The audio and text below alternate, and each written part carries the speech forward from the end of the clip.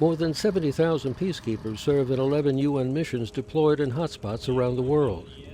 While peacekeeping can be an integral part of a ceasefire monitoring regime, the success of any ceasefire remains the sole responsibility of the parties. However, in the Middle East, the Blue Helmets have not been able to stop attacks across the blue line dividing Lebanon from Israel and the Golan Heights, and have increasingly become targets as well.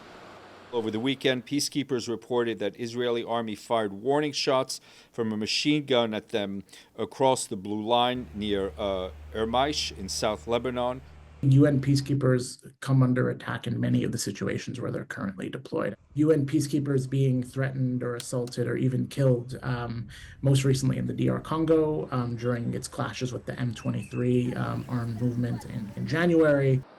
But the real peril comes from the White House Budget Office, which reportedly has proposed eliminating funding for UN peacekeeping missions, citing failures by operations in Lebanon, Mali, and Democratic Republic of Congo.